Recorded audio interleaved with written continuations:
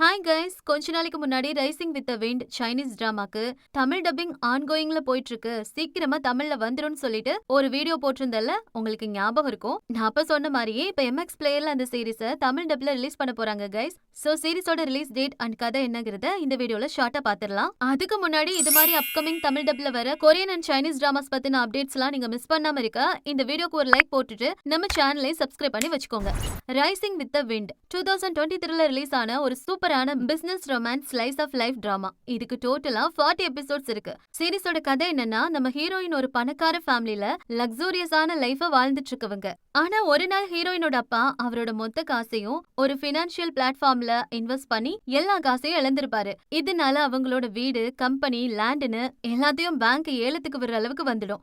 இதெல்லாம் பார்த்துட்டு தாங்க முடியாம ஹீரோயினோட அப்பாவும் இறந்து போயிருவாரு. நம்ம ஹீரோயின் இந்த கஷ்டத்திலையும் அவங்க கிட்ட இருக்க எல்லா காசையும் யூஸ் பண்ணி டெங்யோன்னு அவங்க அப்பா ஃபர்ஸ்ட் ஸ்டார்ட் பண்ண ஷோ மேனுஃபேக்சரர் கம்பெனியாச்சும் சேவ் பண்ணலாம்னு ட்ரை பண்ணுவாங்க.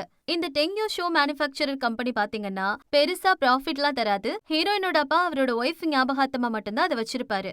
ஆனா அதுல ப்ராப்ளம் என்னன்னா, பேங்க் ஏலம் விட்டதுல அந்த டெங்யோ கம்பெனி இருக்க லேண்ட மணி மைண்டடா இருக்க நம்ம ஹீரோ அவரோட சேவிங்ஸ் எல்லாத்தையும் போட்டு அவரு ஸ்டார்ட் பண்ண போற புது பிசினஸ்க்காக வாங்கியிருப்பாரு.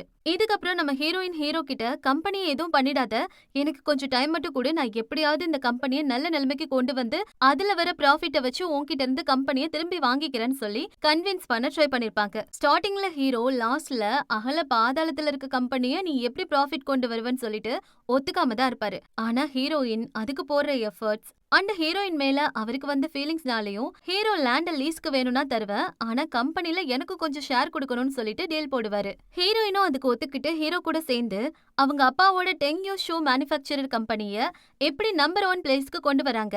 அண்ட் ஒரு கம்பெனியை ஸ்டார்ட் பண்ணா அதுல எந்த மாதிரியான பிரச்சனை, ஸ்ட்ரகிள்ஸ் எல்லாம் வருங்கிறத ஹீரோயினோட லவ் ஸ்டோரியோட சேர்த்து ரொம்பவே அழகா ரியலிஸ்டிக்கா சொல்லிருப்பாங்க இந்த சீரீஸ்ல. சாரி கைஸ், ஸ்டோரியை ஷார்ட்டா சொல்றேன்னு சொல்லிட்டு குட்டி ரிவ்யூவாவே பண்ணிட்டேன். நான் ஆல்ரெடி பார்த்த சீரீஸ், அதான் மன்னிச்சு.